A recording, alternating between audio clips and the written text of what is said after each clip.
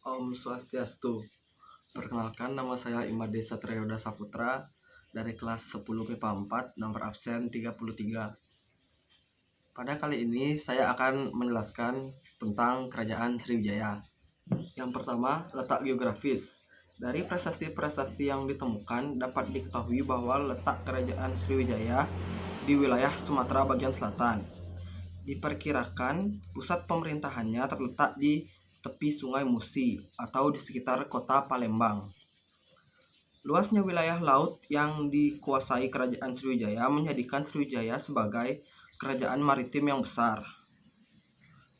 Kata Sriwijaya dalam bahasa Sanskerta yang berarti Sri artinya bercahaya atau gemilang dan Wijaya artinya kemenangan atau kejayaan. Nama Sriwijaya bermakna kemenangan yang gemilang. 2. Sumber sejarah.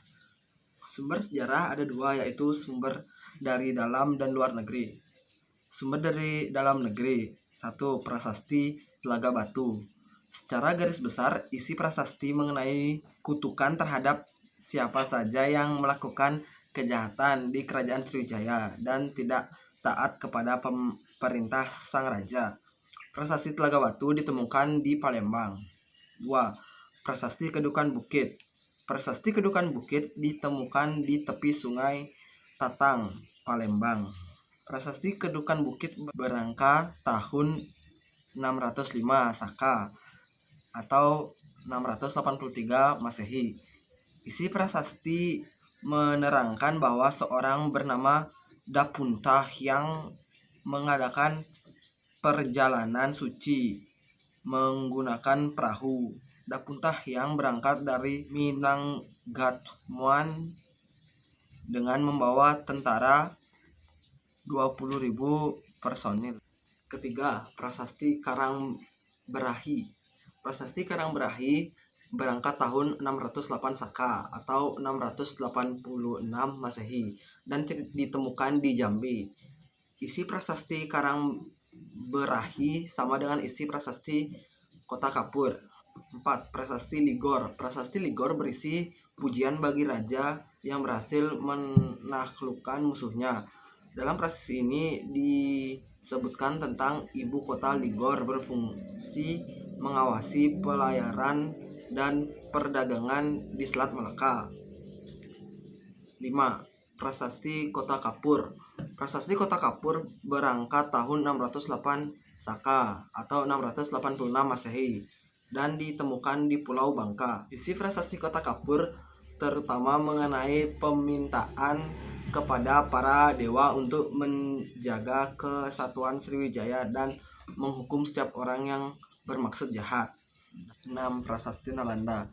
Prasasti Nalanda berisi mengenai perintah pembangunan sebuah biara di Nalanda atas perintah Raja Bala Putra Dewa. Dalam prasasti ini juga dituliskan bahwa Kerajaan Sriwijaya telah mengadakan hubungan dengan Kerajaan Pala.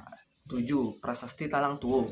Prasasti Talang Tuo berangka tahun 606 Saka atau 684 Masehi dan ditemukan di sebelah barat kota Palembang di daerah Talang Tuo. Isi prasasti ini menyebutkan tentang pembangunan sebuah taman yang disebut Sri Setra yang dibuat oleh Dapunta Hyang Sri Jayanaga. Yang kedua, sumber dari luar negeri.